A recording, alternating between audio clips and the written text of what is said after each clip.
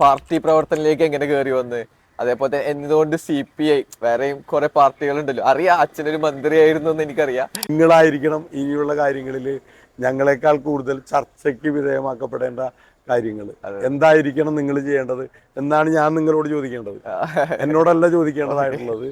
അധ്യാപകരെ ഞങ്ങളെല്ലാവരും തന്നെ കൂട്ടിയിട്ട് അധ്യാപകർ പിന്നെ പോലീസിനെ വിളിച്ചു വരുത്തുകയും പോലീസ് അവർക്ക് തുറന്നു കൊടുക്കുകയും ചെയ്യുന്ന അന്നത്തെ ഒരു അതാണ് അന്ന് ഞാൻ ആ വീഡിയോയിൽ പറഞ്ഞു. 9ാം ക്ലാസ്സിലാണ് സമരം. Hi guys, welcome to podcast.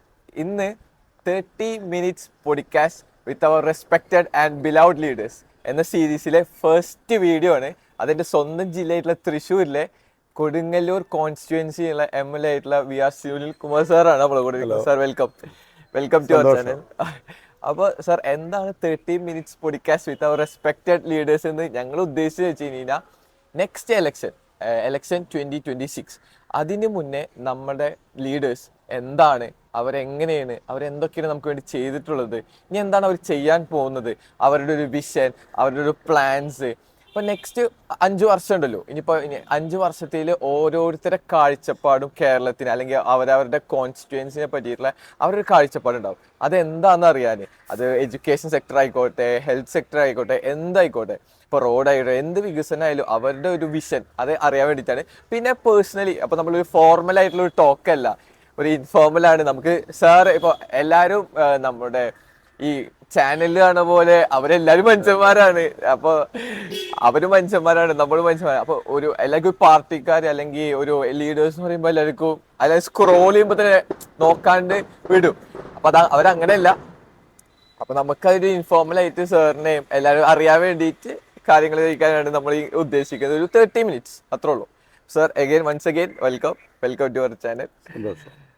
അപ്പോ സാറിന് എന്താണ് ഇതിൽ പറയാനുള്ളത്? ഈ ആശയത്തോട്, ഞങ്ങൾ ഉദ്ദേശിക്കുന്ന ആശയത്തോട് സാറിന് ജനുവിലെ കുട്ടികൾക്ക് എല്ലാവിധ ആശംസകളും ഞാൻ നേരുകയാണ്. തീർച്ചയായിട്ടും കേരളത്തിനൊരു വികസന രേഖ ഉണ്ടാക്കണം എന്നുള്ള ലക്ഷ്യത്തോടു കൂടി തന്നെയാണ് നിങ്ങളിവിടെ എത്തിച്ചേർന്നിട്ടുള്ളത്. എല്ലാവരുടെയും അഭിപ്രായങ്ങൾ സ്വരൂപിച്ചുകൊണ്ട് കേരളത്തെ മാറ്റിയെടുക്കുക എന്നുള്ളതായിരിക്കും നിങ്ങളുടെ ലക്ഷ്യമെന്നാണ് ഞാൻ ആഗ്രഹിക്കുന്നത്. അങ്ങനെ തന്നെ ആയിരിക്കണം എന്നുള്ളതാണ്. പ്രത്യേകിച്ച് കുട്ടികളായിട്ടുള്ള വരുമ്പോൾ നിങ്ങൾക്ക് നിങ്ങളുടേതായിട്ടുള്ളൊരു ദീർഘവീക്ഷണം കൂടിയുണ്ട്. ഈ കാലഘട്ടമായിരിക്കണം എന്നില്ല നാളെ ഉണ്ടാകുന്നൊരു കാലഘട്ടം എന്ന് പറയുന്നത്. ലോകം മാറുകയാണ്. അതിനനുസൃതമായിട്ട് തീർച്ചയായിട്ടും ഇന്ത്യയിലൊരു മറ്റ് സ്റ്റേറ്റുകൾ മാറുന്നതിനേക്കാളും സ്പീഡിൽ ലോകത്തിനനുസൃതമായിട്ട് മാറുന്ന ഒരു നാട് നമ്മുടെ നാട് തന്നെ, കേരളം തന്നെയാണ്. സ്റ്റേറ്റ് തന്നെ എല്ലാം ഒരു സ്റ്റേറ്റിൻ്റെ ഭാഗമായിട്ട് വരുന്നു എന്നുള്ളത് തന്നെയാണ് നമ്മുടെ ഗുണമായിട്ട് കാണേണ്ടതായിട്ടുള്ളത്. അതിലേറ്റവും കൂടുതൽ നമ്മൾ ഇനിയും ചെയ്യേണ്ടതായിട്ടുള്ളത് വിദ്യാഭ്യാസ മേഖലയിൽ തന്നെയാണ്. മാറ്റങ്ങൾ IT മേഖലയിലായാലും മറ്റ് സാധ്യതകളിലേക്കെല്ലാം കടക്കുമ്പോൾ നാം കാണേണ്ടതായിട്ടുള്ളത് ലോകത്തുണ്ടാകുന്ന എല്ലാ മാറ്റങ്ങളും നമ്മുടെ വിദ്യാഭ്യാസ മേഖലയിലേക്ക് കൊണ്ടുവരാൻ കഴിയണം. നമ്മുടെ സംസ്കാരം ഉൾക്കൊണ്ടുകൊണ്ട് തന്നെ, അതും കൂടി ഞാൻ പറയാൻ ആഗ്രഹിക്കണം. നമ്മുടെ പാശ്ചാത്യ സംസ്കാരങ്ങൾക്കുപരിയായിട്ട് നമ്മുടെ സംസ്കാരം നിലനിർത്തുകയും എല്ലാം നല്ല വശങ്ങളെയും സ്വാംശീകരിച്ചുകൊണ്ട് നമുക്ക് കൊണ്ടുവരാൻ കഴിയേണ്ടതായിട്ടുണ്ട്. അല്ല എന്നുണ്ടെങ്കിൽ നമ്മുടെ കുട്ടികൾ പുറകോട്ട് പോകുന്നൊരു സാഹചര്യങ്ങൾ നമ്മുടെ മുന്നിലേക്ക് വരും. അത് ഏത് വിഷയങ്ങളിലായിക്കോട്ടെ, എല്ലാ വിഷയങ്ങളിലും പ്രാഗൽഭ്യം വരുന്ന രീതിയിലേക്ക് ലോകം തന്നെ ഒരു ഒന്നായിട്ട് മാറുന്നൊരു കാലഘട്ടമാണ് ഇന്നത്തെ കാലഘട്ടം. നിങ്ങളുടെ കാലഘട്ടത്തിലൊക്കെ തന്നെ ജീവിക്കാൻ കഴിഞ്ഞു എന്നുള്ളത് വലിയൊരു സന്തോഷകരമായിട്ടുള്ള കാര്യമായിട്ടാണ് കാണാൻ കഴിയും. 2 തലമുറ, ഒരു തലമുറ 2 തലമുറയിലും ജീവിക്കാൻ കഴിഞ്ഞു എന്നുള്ളത് ഈ മാറ്റങ്ങൾക്ക് യോജിച്ച രീതിയിലും ഞങ്ങൾക്കും ഇതിനെ ഉൾക്കൊള്ളാൻ കഴിയുന്ന രീതിയിലേക്ക് മാറ്റാൻ കഴിഞ്ഞു എന്നുള്ളത്. ഒരുപക്ഷെ നാളുകളിൽ ഇതിൻ്റെ മാറ്റങ്ങൾ വേറെ രീതിയിലേക്ക് വന്നേക്കാം. അപ്പോൾ അതിനെ കരുപ്പിടിപ്പിക്കേണ്ടതായിട്ടുള്ള ഉത്തരവാദിത്വം നിങ്ങളെപ്പോലുള്ള വിദ്യാർത്ഥികൾക്കാണ്. അതിൽ യാതൊരു സംശയവുമില്ല.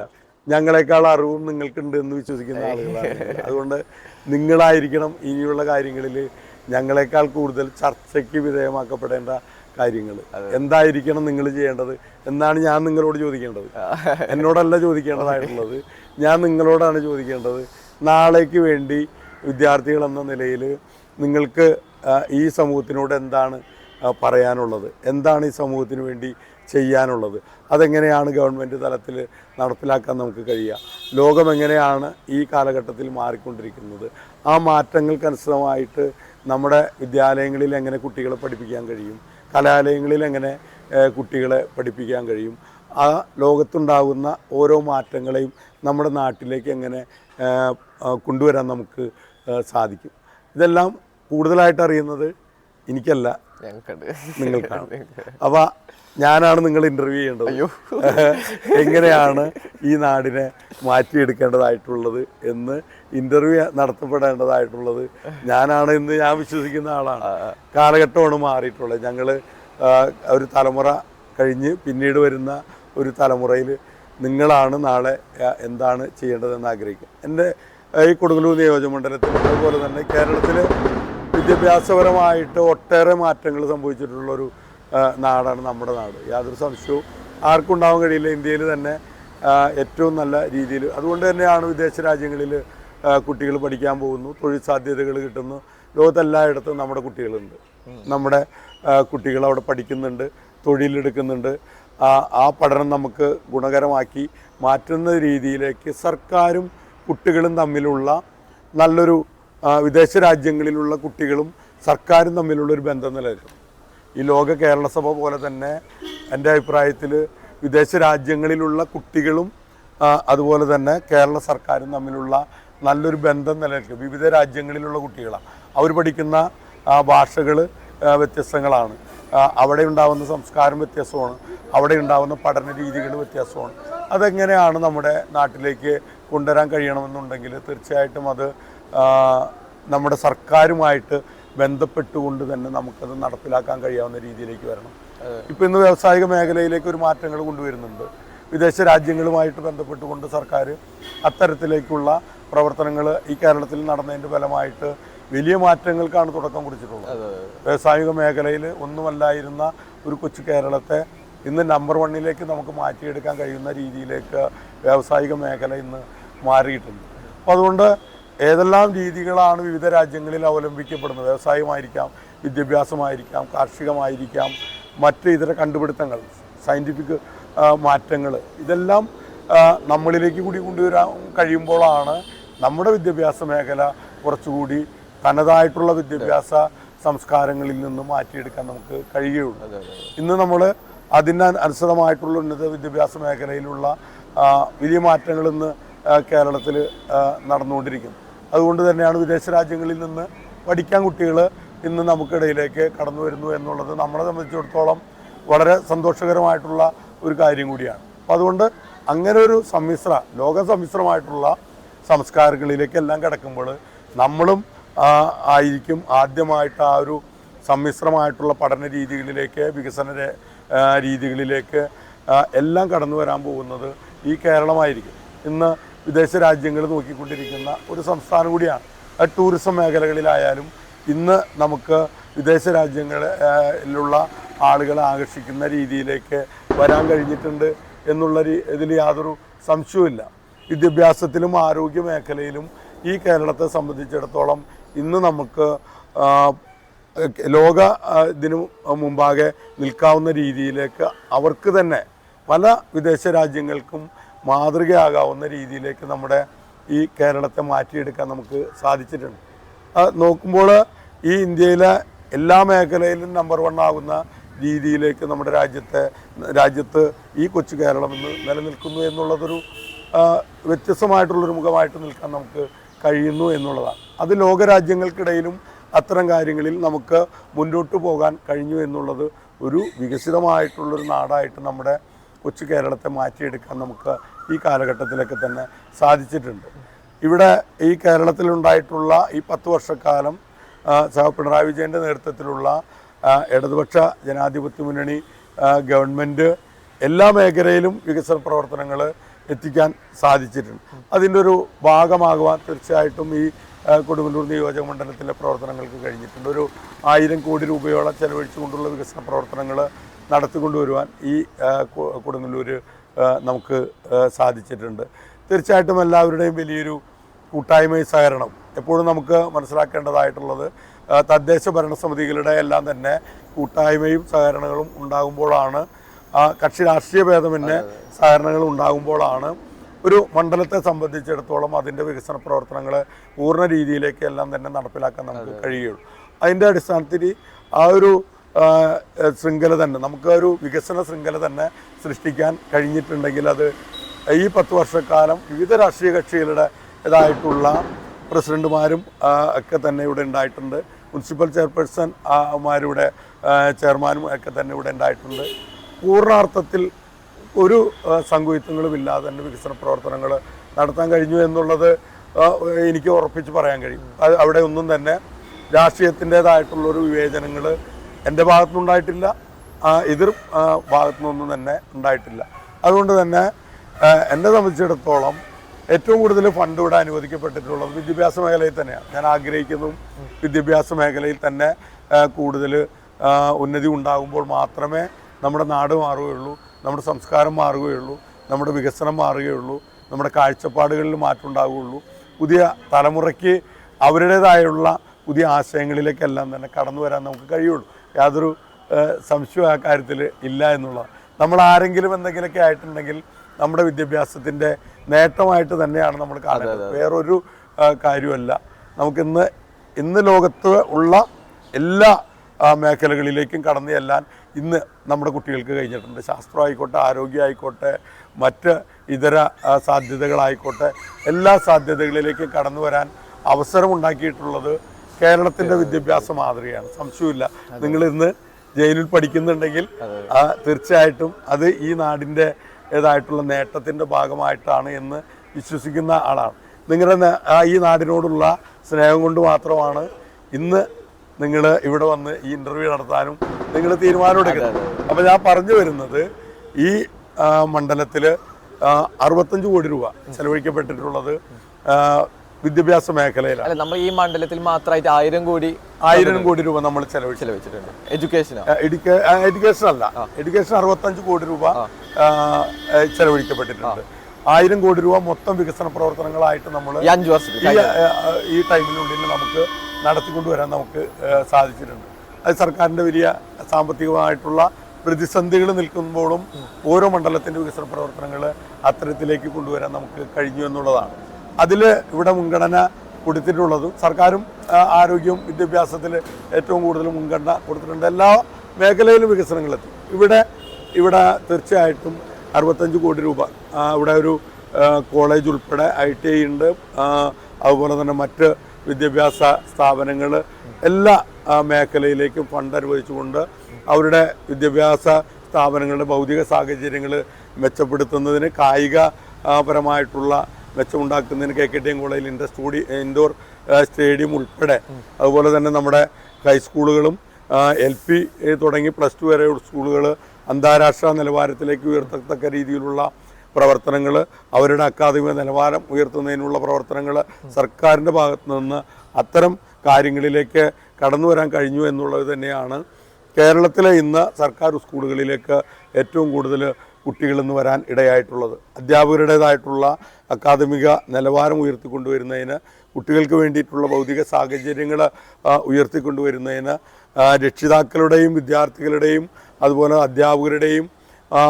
PTA എല്ലാം വലിയ കൂട്ടായ്മകൾ സൃഷ്ടിച്ചുകൊണ്ട് ഒരു കുട്ടിയിലേക്ക് നമ്മുടെ വിദ്യാഭ്യാസം ഓരോ കുട്ടികളുടെയും അഡ്രസ്സ് ചെയ്യപ്പെടുന്ന രീതിയിലേക്ക് അവരെ മാറ്റിയെടുക്കേണ്ടത് എങ്ങനെയാണ്, അവർക്ക് എന്താണ് കുറവുകൾ എല്ലാം മനസ്സിലാക്കിക്കൊണ്ട് തന്നെ ഉള്ളൊരു വിദ്യാഭ്യാസ മേഖലയാണ് നമ്മുടേത് എന്നുള്ള കാര്യത്തിൽ ഇപ്പോൾ വിദ്യാഭ്യാസം 65 കോടി, ബാക്കി പിന്നെ എങ്ങനെ പിന്നെ നമ്മുടെ ഈ കൊടുങ്ങല്ലൂർ നമ്മുടെ പൈതൃകത്തിന്റെ ഒരു കേന്ദ്രം കൂടിയാണ്.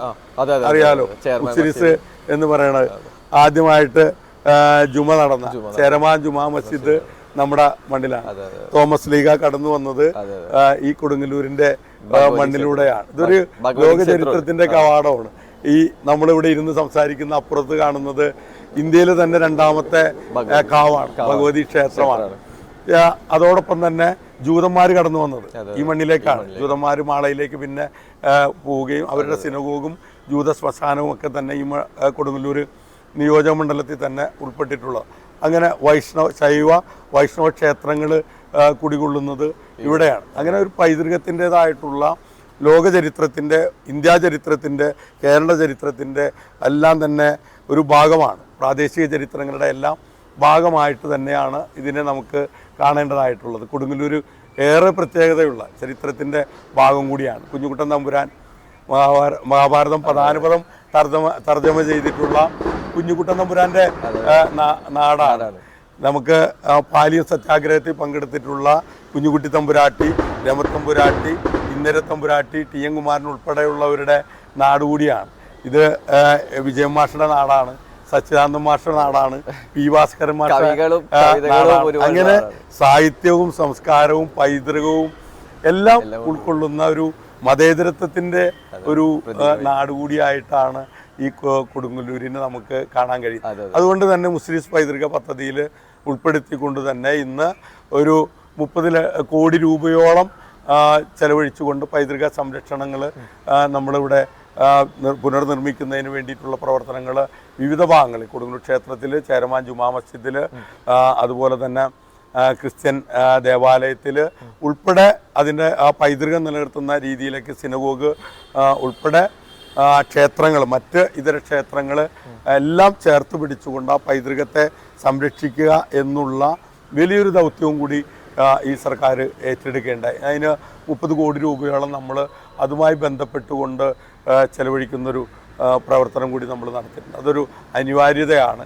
നാളുകളിൽ നിങ്ങൾ ഉൾപ്പെടെയുള്ള വിദ്യാർത്ഥികൾ പഠനത്തിന് വേണ്ടി വരേണ്ടതായിട്ടുള്ള ഒന്നാണ്. വിദേശ രാജ്യങ്ങളിൽ നിന്ന് ആളുകൾ വന്നുകൊണ്ടിരിക്കുന്നു. നമ്മുടെ എന്താണ് മുസ്ലിംസ് എന്ന് പഠിക്കുവാനും വിദേശ രാജ്യങ്ങൾ കടന്നു വന്നിട്ടുള്ളത് വിവിധ കാര്യങ്ങൾക്ക് വേണ്ടിയിട്ട് കടന്നു വന്നിട്ടുള്ള ഒരു നാട് കൂടിയാണ് നമ്മുടെ എന്ന്. ചരിത്രത്തിൻ്റെ ഭാഗമായിട്ട് ടിപ്പുവിൻ്റെ പടയോട്ടവും എല്ലാം നടന്നിട്ടുള്ള ഒരു നാട് കൂടിയാണ് നമ്മുടെ ഈ കൊടുങ്ങല്ലൂർ. അതുകൊണ്ട് അത് സംരക്ഷിക്കാൻ ഉള്ള ഗവൺമെൻറ്റിൻ്റെ തീരുമാനപ്രകാരം അതിൻ്റെ പ്രവർത്തനങ്ങൾ ഇന്നും നടന്നുകൊണ്ടിരിക്കുന്നു എന്നുള്ളതാണ്.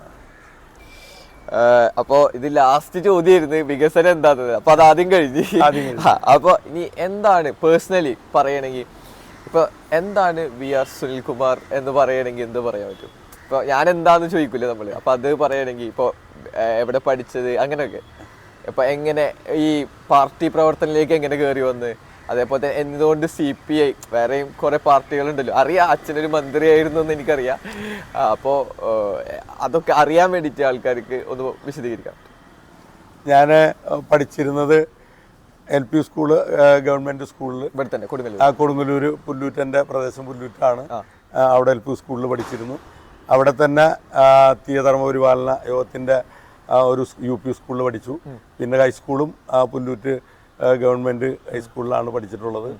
പ്രീ ഡിഗ്രി ഇരിഞ്ഞാലക്കുട ക്രൈസ്റ്റ് കോളേജിലാണ് പഠിച്ചത്.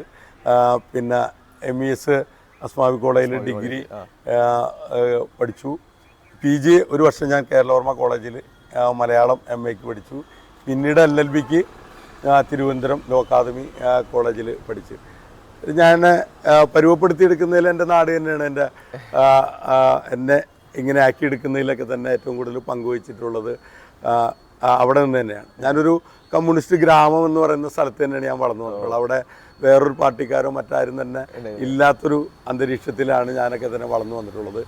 അച്ഛൻ എൻ്റേതായിട്ടുള്ള രീതിയിൽ തന്നെ പാർട്ടി പ്രവർത്തനങ്ങൾ നടത്തുകയും വിദ്യാർത്ഥി പ്രസ്ഥാനത്തിലൂടെ ബാലവേദിയിലൂടെ എന്ന് പറയാം, ബാലവേദി എന്ന പ്രസ്ഥാനത്തിലൂടെ, പിന്നെ AISF വിദ്യാർത്ഥി പ്രസ്ഥാന സംഘടനയായിട്ടുള്ള AISFിലൂടെയും യുവജന സംഘടനയുടെ ഒക്കെ തന്നെ പാർട്ടിയുടെ AISFിൻ്റെ AISFിൻ്റെ മണ്ഡല സെക്രട്ടറിയായി, AIYFിൻ്റെ മണ്ഡല സെക്രട്ടറിയായി, AITUസിയുടെ മണ്ഡല സെക്രട്ടറിയായി, പാർട്ടിയുടെ മണ്ഡല സെക്രട്ടറി, എല്ലാ മേഖലയിലും ആ ഒരു തലത്തിൽ താഴെ തട്ടുകളിൽ നിന്ന് തന്നെ പാർട്ടി ബ്രാഞ്ച് സെക്രട്ടറി ആയിട്ട് ആ രീതിയിൽ തന്നെയാണ് വളർന്നു വന്നത്. തീർച്ചയായിട്ടും ആ ഗ്രാമം, ആ ഒരു അന്തരീക്ഷം, സാധാരണ ആ രീതിയിലുള്ള ആളുകളായിട്ടുള്ള ഇടപെടലും പ്രവർത്തനങ്ങളും ആ രീതിയിൽ തന്നെയാണ് വളർന്നു വരാൻ സാധിച്ചിട്ടുള്ളത്.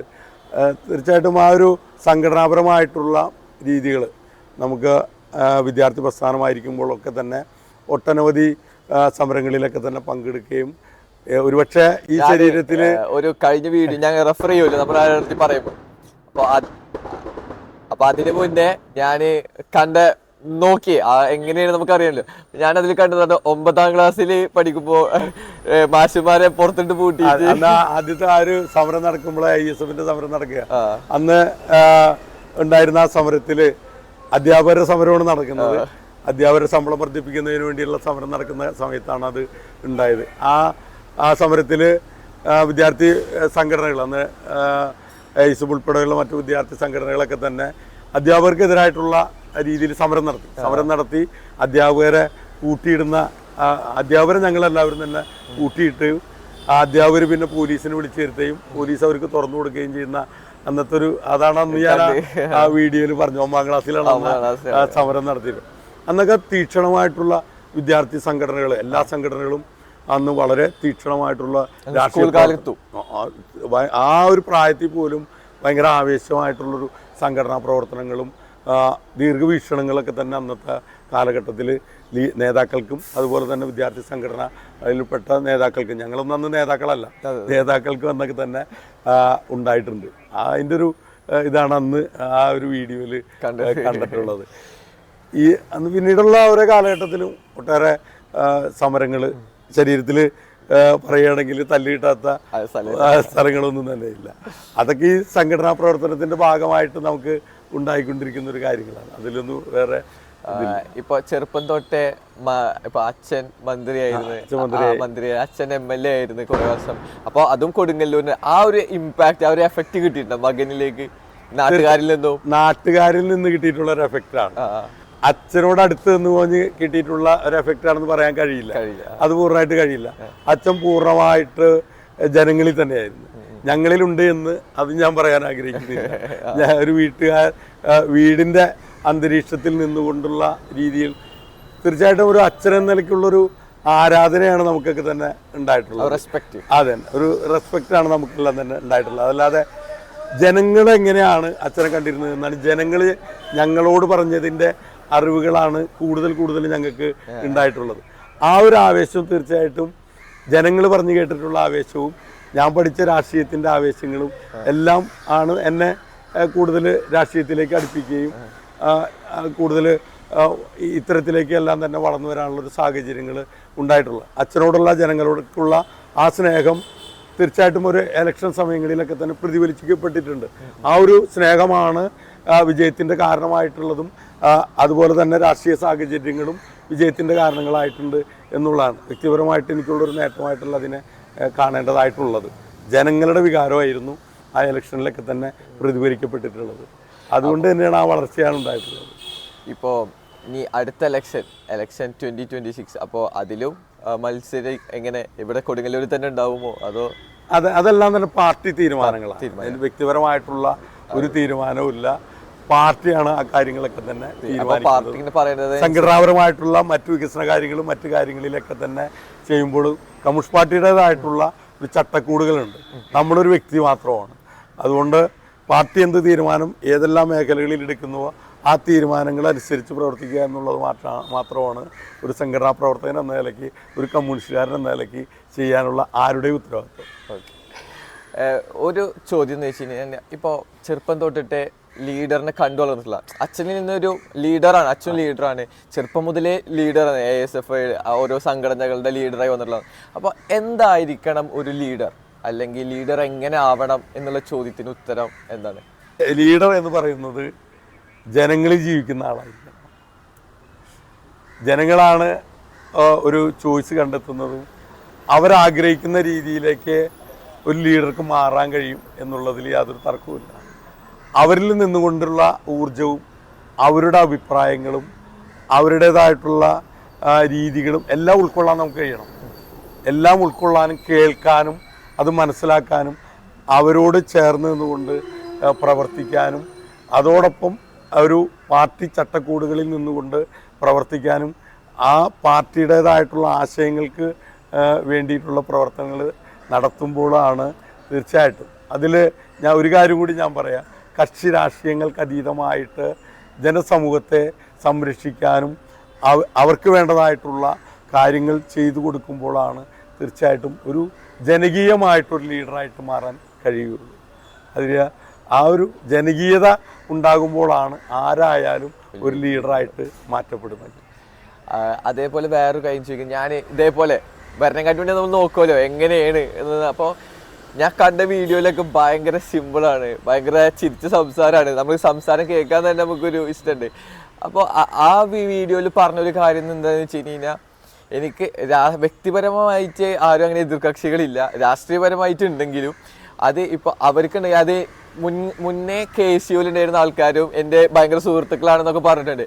അപ്പോൾ ഒപ്പോസിഷൻ പാർട്ടിയിൽ ഏറ്റവും നല്ലൊരു സുഹൃത്തായിട്ട് നിൽക്കുന്നുണ്ട് എന്ന് വെച്ച് കഴിഞ്ഞാൽ ഒരു അടുപ്പമുള്ളത് ആരായിട്ടാണ് കൂടുതൽ? അങ്ങനെ എടുത്തു പറയാൻ കഴിയില്ലല്ലോ. നല്ല സൗഹൃദങ്ങൾ ഞാൻ എൻ്റെ എല്ലാ സുഹൃത്തുക്കളായിട്ട് രാഷ്ട്രീയങ്ങൾക്ക് ഉപരിയായിട്ട് ഞാൻ ഇന്നും കാത്തു സൂക്ഷിക്കുന്നുണ്ട്. അതെല്ലാ കാലത്തും രാഷ്ട്രീയത്തിന് അപ്പുറത്തൊരു സൗഹൃദമുണ്ട്. എൻ്റെ ആശയം എൻ്റെ ആശയമാണ്, അവരുടെ ആശയം അവരുടെ ആശയമാണ്. അവരുടെ പ്രവർത്തനങ്ങൾ ഉണ്ടാവും. നമ്മൾ അവരുടെ ആശയങ്ങളെ നമ്മുടെ ആശയപ്രവർത്തനങ്ങളിലൂടെ പ്രതിരോധിച്ച് മുന്നോട്ട് പോവുക എന്നുള്ളത് തന്നെയാണ് പാർട്ടിയുടെ പ്രവർത്തനമായിട്ട് കാണാൻ ആഗ്രഹിക്കുന്നത്. അവർ വ്യക്തിപരമായിട്ട് നമുക്ക് വിഷമ പ്രതിസന്ധി ഉണ്ടാക്കേണ്ടതായിട്ടൊരു കാര്യമില്ല. നല്ല സൗഹൃദങ്ങൾ എപ്പോഴും നല്ല സൗഹൃദങ്ങളായിട്ട് മുന്നോട്ട് കൊണ്ടുപോകണം എന്ന് തന്നെയാണ് എൻ്റെ വ്യക്തിപരമായിട്ടുള്ളൊരു അഭിപ്രായം. അപ്പോൾ സൗഹൃദങ്ങൾ എന്നും മെയിൻറ്റെയിൻ ചെയ്ത് കൊണ്ടുപോകുന്ന ഒരാളാണ്. എന്നും മെയിൻറ്റെയിൻ ചെയ്ത് കൊണ്ടുപോകും. ഇന്ന് വരെ ഞാൻ അങ്ങനെ രാഷ്ട്രീയപരമായിട്ട് അപ്പുറത്ത് നിൽക്കുന്ന ഒരാളെയും ഒരു വിദ്വേഷത്തിൻ്റെ കാര്യത്തിൽ അങ്ങനെ പ്രസംഗിക്കുമ്പോൾ പോലും ഞാൻ അങ്ങനെ ഒരു വാക്ക് ഉപയോഗിക്കാറില്ല. ഇനി നമ്മുടെ കൊടുങ്ങല്ലൂർ കോൺസ്റ്റിറ്റ്യുവൻസിയിൽ നമ്മൾക്ക് കുറേ പ്രശ്നങ്ങൾ അറിയാലോ, പ്രശ്നങ്ങൾ ഉണ്ടാവുന്നത്. അപ്പോൾ കുറച്ച് പ്രശ്നങ്ങൾ നമ്മൾ ഐഡൻറ്റിഫൈ ചെയ്തിട്ടുണ്ടാവും, ഇതാണ് പ്രശ്നം, ഇതിന് നമുക്ക് സൊല്യൂഷൻ, അങ്ങനത്തെ പ്രശ്നങ്ങൾ രണ്ടെന്ന് പറയാമല്ലോ. ഇപ്പോൾ ഒരു നേതാവുമ്പോൾ നമ്മൾ പ്രശ്നങ്ങൾ ഐഡൻറ്റിഫൈ ചെയ്യുമല്ലോ, ഇന്നൊക്കെ പ്രശ്നങ്ങളുണ്ട്, സൊല്യൂഷൻ കണ്ടെത്തും. അപ്പോൾ അങ്ങനെ കണ്ടെത്തിയ പ്രശ്നങ്ങൾ നമ്മളെ സംബന്ധിച്ചിടത്തോളം കേരളം ശരിക്കൊരു ടൂറിസം ഹബ്ബാക്കി മാറ്റാൻ കൂടുതൽ ആയിട്ടുണ്ട് എന്നുള്ളതിൽ ഉപരിയായിട്ട് ഇനിയും കൂടുതൽ വളർത്തിയെടുക്കേണ്ട ഒരു സാധ്യതകളാണ് നമുക്ക് ഉണ്ടാകേണ്ടതായിട്ടുള്ളത്. വിദേശികളെ ഏറ്റവും കൂടുതൽ ആകർഷിക്കാൻ കഴിയുന്ന ഒന്ന് എന്ന് കേരളത്തിലുള്ളത് നമ്മുടെ സ്വത്തായിട്ട് കാണേണ്ടത് നമ്മുടെ ടൂറിസം. കടലും കായലും പുഴകളും അരുവികളും കാടുകളും എല്ലാം ഉണ്ട്. എല്ലാം തികഞ്ഞിട്ടുള്ള അതുപോലെ തന്നെ കാലാവസ്ഥയും ഇത്രയും അനുകൂലമായിട്ടുള്ളൊരു നാട് ലോകത്തുണ്ടാവില്ല. അപ്പം എല്ലാ സാധ്യതകളും നമ്മുടെ മുന്നിൽ നിന്നുണ്ട്. അത് കേരളത്തിൻ്റെ ഈ മാറ്റങ്ങൾ തീർച്ചയായിട്ടും ഇനി ഉണ്ടാകേണ്ടതായിട്ടുള്ളത് ടൂറിസം സാധ്യതകളിലൂടെ തന്നെയാണ്.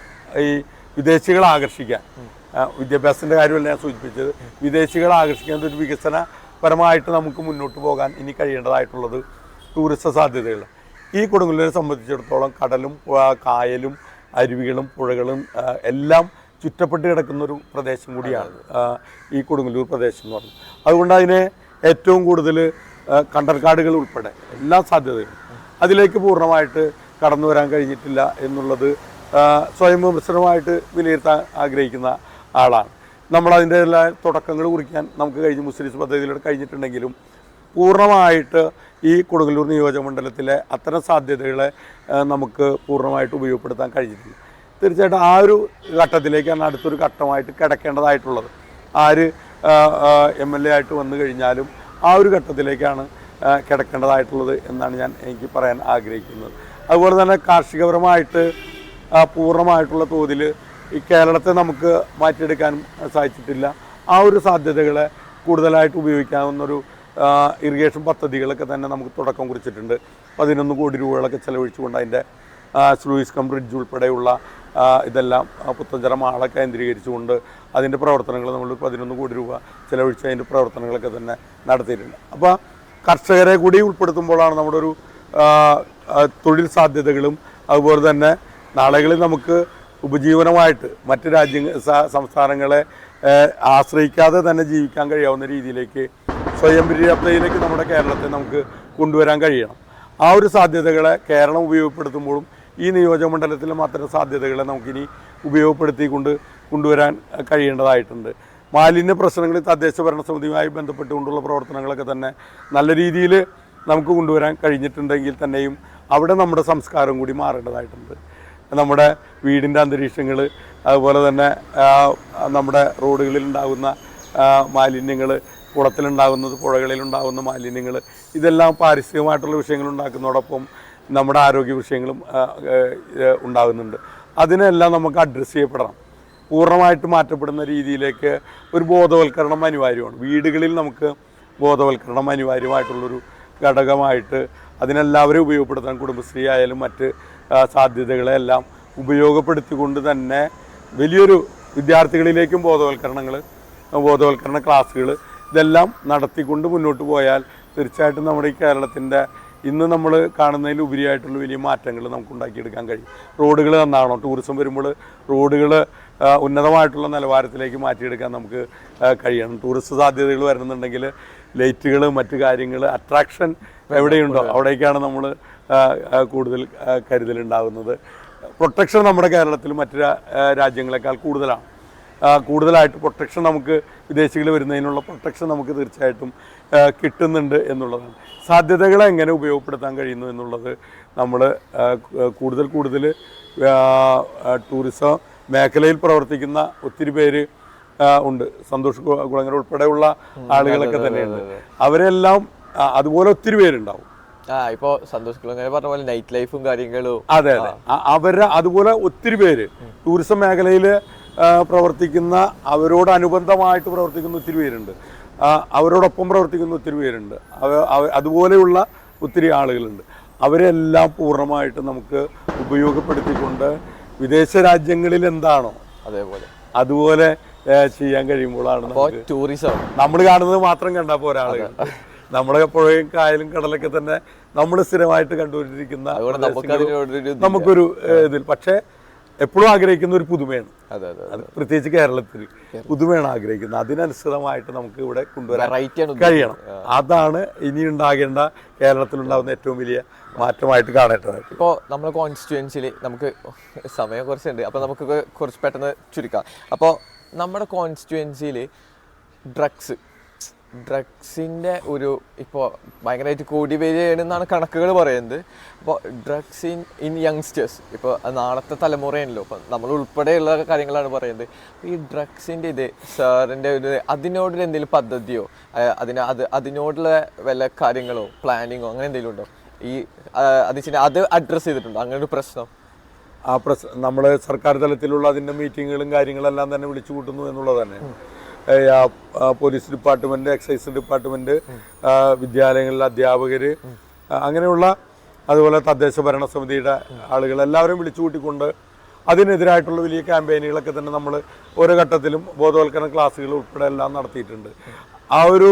അതിൻ്റേതായിട്ടുള്ള പ്രവർത്തനങ്ങൾ കൊണ്ട് ഈ മേഖലയിൽ നമുക്കത് കുറച്ചു കൊണ്ടുവരാൻ കഴിഞ്ഞു. പൂർണ്ണമായിട്ട് അത് ഇല്ലാതാക്കിയെന്നൊന്നും പറയാൻ നമുക്ക് കഴിയില്ല. പക്ഷേ അത് കുറച്ചു കൊണ്ടുവരാൻ നമുക്ക് ഒത്തിരി കുട്ടികളൊക്കെ അതിൽ നിന്ന് മാറ്റിയെടുക്കാനും അവരെല്ലാം തന്നെ നല്ല രീതിയിലേക്ക് വിദ്യാഭ്യാസ മേഖലയിലേക്ക് തിരിച്ചു വരാൻ എല്ലാം തന്നെ നമുക്ക് ഈ കാലഘട്ടത്തിൽ കഴിഞ്ഞ് എന്നുള്ളത് നല്ലൊരു കാര്യമാണ്. എനിക്ക് അതിൻ്റെ അകത്ത് പറയാനുള്ളത്, ബോധവൽക്കരണം വേണ്ടത് കുട്ടികൾക്ക് മാത്രമല്ല, രക്ഷിതാക്കൾക്കാണ് ബോധവൽക്കരണം അനിവാര്യമായിട്ടുള്ളത്.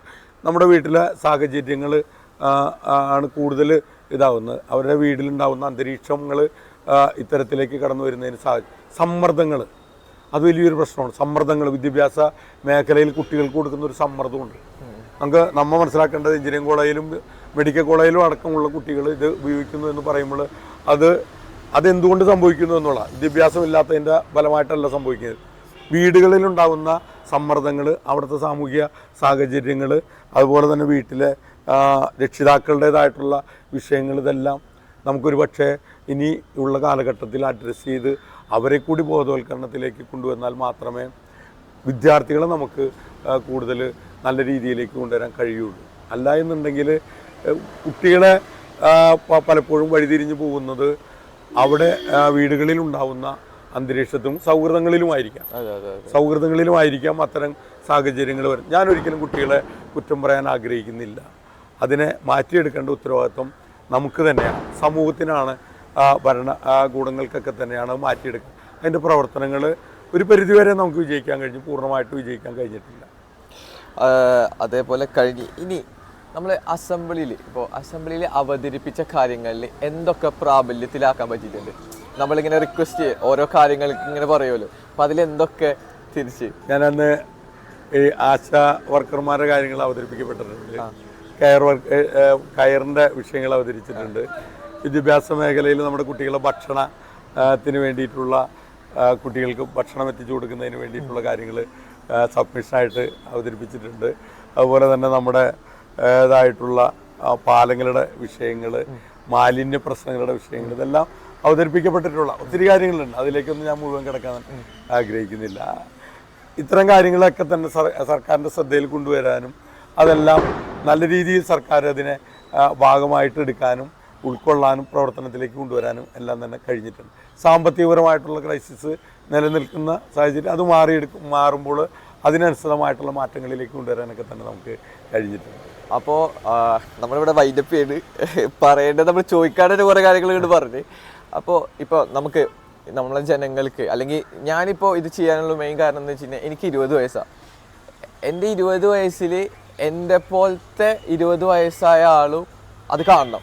കാരണം ഞാനത് ചെയ്യുമ്പോൾ ഒരേ പ്രായക്കാരാണല്ലോ, അത് കാണണം. അപ്പം നമ്മളെ ഒരു രാഷ്ട്രീയമില്ല എന്ന് പറയണതിൽ അർത്ഥങ്ങളില്ല. പാർട്ടി ഇല്ല, ഓക്കെ അതൊക്കെ, പക്ഷെ രാഷ്ട്രീയമില്ല എന്ന് പറയാൻ പാടില്ലല്ലോ ഒരിക്കലും. അപ്പോൾ നമ്മുടെ നാട്ടിൽ അടുത്ത 5 വർഷം എന്ത് നടക്കണം, ആരെ വോട്ട് ചെയ്യണം. അപ്പോൾ നമുക്ക് 20 വയസ്സ് നമുക്ക് അടുത്ത ഇലക്ഷൻ 2026 നമുക്ക് വോട്ടുള്ള ആളാണ്. അപ്പോൾ നമ്മൾ അറിയണം നമ്മുടെ നേതാക്കന്മാർ എന്താ ചെയ്യണേ, എന്തൊക്കെയാണ് ചെയ്യാൻ പോകുന്നത്. ഇപ്പോൾ വികസനം വന്ന് റോഡ് പണിത് ബോർഡ് വെച്ച് അത് മാത്രമാണ് നമ്മൾ കാണുന്നുള്ളൂ.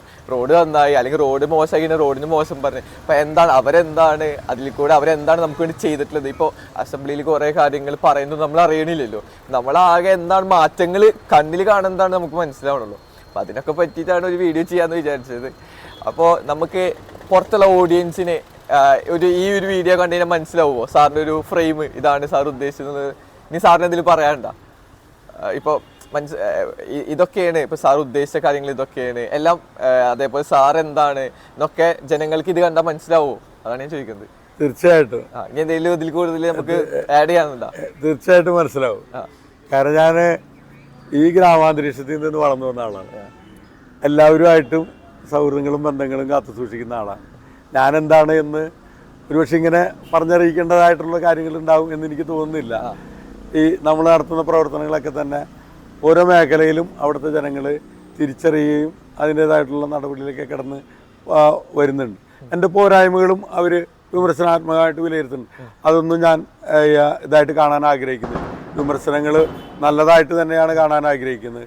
നമ്മളെക്കുറിച്ച് കുറച്ചുകൂടി നല്ല രീതിയിലേക്ക് നയിക്കാനും നല്ല രീതിയിൽ വികസന പ്രവർത്തനങ്ങൾ നടത്താനും വ്യക്തി എന്ന നിലയിൽ വിമർശിക്കപ്പെടുമ്പോഴായാലും എന്നെ തന്നെ എനിക്ക് പ്യൂരിഫൈ ചെയ്യാനും കഴിയുന്നൊരു അവസരങ്ങൾ തീർച്ചയായിട്ടും ഉണ്ടാവും. അതുകൊണ്ട് വിമർശനങ്ങൾ സമൂഹത്തിൽ നിന്ന് വരും. ആ വിമർശനങ്ങൾ കൂടി നല്ലതായിട്ട് രീതിയിൽ ഉൾക്കൊള്ളാൻ ആഗ്രഹിക്കുന്ന ഒരാളാണ്. അതുകൊണ്ട് അതൊരു വിഷയമായിട്ട് കാണുന്നില്ല. എല്ലാ ജനങ്ങൾക്കറിയാവുന്ന കാര്യങ്ങളാണ്. അതുകൊണ്ട് മറ്റൊരു രീതിയിൽ ഇതിനെ എനിക്ക് കാണിച്ചു കൊടുക്കേണ്ടതായിട്ട് വരുന്നില്ല എന്ന് തന്നെയാണ് പറയാനുള്ളത്. ഇപ്പോൾ ഒരു ക്വസ്റ്റ്യൻ കൂടി. ഇപ്പോൾ ഒപ്പോസിഷൻ ലീഡേഴ്സ് ഉണ്ടല്ലോ. അപ്പോൾ VD സതീശൻ സാർ ആയാലും ബഹുമാനപ്പെട്ട ഒപ്പോസിഷൻ ലീഡർ, അപ്പോൾ അവരിപ്പോൾ മുന്നണി കൂട്ടുന്നുണ്ട്, പ്രിപ്പയർ ചെയ്തിട്ടുണ്ട്. അപ്പോൾ ഇലക്ഷൻ 2026 കിട്ടിയില്ല എന്ന് വെച്ചാൽ 100 സീറ്റ് കിട്ടുമെന്നുള്ള പ്രതീക്ഷയാണ് അവർ ഇതുവരെ പറഞ്ഞിട്ടുള്ളത്. 100 സീറ്റിന് മുകളിൽ. അത് കിട്ടിയില്ലെങ്കിൽ വനവാസത്തിന് പോകും, രാഷ്ട്രീയ വനവാസത്തിന് വരെ പോകും എന്ന് പറയുന്നുണ്ട്. അപ്പോൾ അങ്ങനത്തെ പ്രസ്താവനകളോട് ഇനി എങ്ങനെ അതിനോടൊരു എന്താണ് ഒരു അഭിപ്രായം പറയാൻ പറഞ്ഞാൽ എന്താ പറയാ? അതിനോട് കൃത്യമായിട്ട് അഭിപ്രായമുണ്ട്.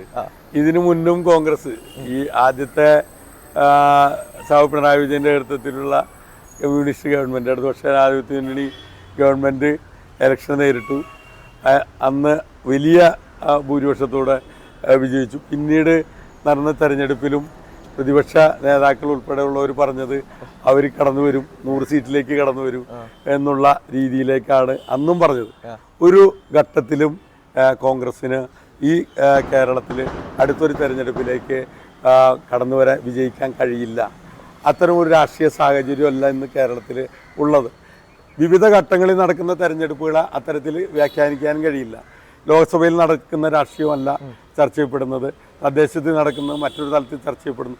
അസംബ്ലിയിൽ നടക്കുമ്പോൾ പിണറായി വിജയൻ്റെ നേതൃത്വത്തിലുള്ള ഇടതുപക്ഷ ജനാധിപത്യ മുന്നണി നടപ്പിലാക്കിയിട്ടുള്ള ഓരോ അക്കമിട്ട് പറയാവുന്ന വികസന പ്രവർത്തനങ്ങൾ ഇന്ന് നമ്മുടെ കൊച്ചുമക്കൾ മുതൽ വയോജനങ്ങൾ വരെയുള്ളവരും അതുപോലെ തന്നെ കേരളത്തിലുണ്ടാകുന്ന പൊതുവികസന പ്രവർത്തനങ്ങൾ ആരോഗ്യ മേഖലയിൽ, വിദ്യാഭ്യാസ മേഖലയിൽ, പശ്ചാത്തല മേഖലയിൽ, ടൂറിസം മേഖലകളിൽ ഉൾപ്പെടെ ഇന്ന് നടത്തിയിട്ടുള്ള വികസന പ്രവർത്തനങ്ങൾ, ക്ഷേമ പ്രവർത്തനങ്ങൾ, ഞാനതെല്ലാം പറയാൻ ആഗ്രഹിക്കുന്നില്ല. ഒരു രാഷ്ട്രീയ പ്രസ്താവനയായിട്ട് മാറും എന്നുള്ളത് കൊണ്ട് അത്തരത്തിൽ എല്ലാം പറയാൻ ആഗ്രഹിക്കുന്നില്ല. തെരഞ്ഞെടുപ്പ് വേളയിലൊക്കെ തന്നെ ഞങ്ങളതെല്ലാം സൂചിപ്പിക്കപ്പെട്ടിട്ടുള്ള കാര്യങ്ങളാണ്. ഇതെല്ലാം കൃത്യമായിട്ട് നടപ്പിലാക്കിക്കൊണ്ട് പ്രകടന പത്രികയിൽ പറഞ്ഞിട്ടുള്ള ഓരോ കാര്യങ്ങളും അക്കമിട്ട് നടപ്പിലാക്കിക്കൊണ്ട് തന്നെയാണ് ജനങ്ങളുടെ മുമ്പാകെ ഈ 2026 കിടക്കാൻ പോകുന്നത്. തീർച്ചയായിട്ടും ഇതിനേക്കാൾ കൂടുതൽ ഭൂരിപക്ഷത്തോടു കൂടിയായിരിക്കും അടുത്ത അസംബ്ലി തെരഞ്ഞെടുപ്പിൽ ഇടതുപക്ഷ ജനാധിപത്യ മുന്നണി വിജയിക്കാൻ പോകുന്നത് എന്നുള്ളതിൽ യാതൊരു സംശയമില്ല. പ്രഖ്യാപനങ്ങൾ ആർക്കും ആകാം, അത് പക്ഷത്ത് നിൽക്കുന്നവരുടെ പ്രസ്താവനകളായിട്ട് മാത്രമേ അതിനെ കാണേണ്ടതായിട്ടുള്ളൂ. ഓക്കെ, അപ്പോൾ താങ്ക് യു സാർ. അപ്പോൾ ഇന്ന് നമ്മുടെ /1 ആണ് ഈ സീരീസിലെ /1 ആദ്യത്തെ സാറാണ്. അപ്പോൾ താങ്ക് യു. ഞങ്ങൾ ഇപ്പോൾ സ്റ്റാർട്ട് ചെയ്തിട്ടുള്ള ചാനലാണ്. അപ്പോൾ ഞങ്ങളെ ചാനലിലേക്ക് വേറെ ഒന്നും നോക്കാണ്ട് സമയം തന്നതിന് താങ്ക് യു സോ മച്ച്. വളരെ സന്തോഷം. എനിക്കൊരു അവസരം നിങ്ങൾ തന്നതിൽ, ജനങ്ങളോടും നിങ്ങളോടും പറയാനുള്ള അവസരം കിട്ടിയതിൽ ഏറെ സന്തോഷം ഞാൻ പറയുകയാണ്. നിങ്ങളുടെ പ്രവർത്തനങ്ങൾ കൂടുതൽ ഊർജ്ജസ്വലമായിട്ട് മാറട്ടെ. നമ്മുടെ വികസനം നിങ്ങളിലൂടെ പ്രാവർത്തികമാക്കുന്നതിൽ വളരട്ടെ എന്നുകൂടി ഞാൻ ഈ അവസരത്തിൽ താങ്ക് യു സർ. അപ്പോൾ രാഷ്ട്രീയമില്ലാതെ നമുക്ക് ഇപ്പോൾ CPM-ഉം കോൺഗ്രസും അല്ലെങ്കിൽ BJP-യോ അങ്ങനെ ഒരു രാഷ്ട്രീയമില്ലാതെ എല്ലാ ലീഡേഴ്സിൻ്റെ അടുത്തേക്കും ഞങ്ങൾ വരും. അപ്പോൾ നമ്മളെ മാക്സിമം സപ്പോർട്ട് ചെയ്യുക, ഷെയർ ചെയ്യുക, അതേപോലെ തന്നെ ലൈക്ക് ചെയ്യാൻ പറ്റും ലൈക്ക് ചെയ്യുക, എല്ലാവർക്കും കാണിച്ചു കൊടുക്കുക. ഓരോ വ്യക്തിത്വങ്ങളുടെ അടുത്തേക്കും അവരുടെ നേതാക്കൾ എന്താണെന്ന് നമ്മൾ അറിയണം. അതിനനുസരിച്ച് നമ്മൾ പെരുമാറണം എന്ന് പറഞ്ഞുകൊണ്ട് താങ്ക് യു സോ മച്ച്.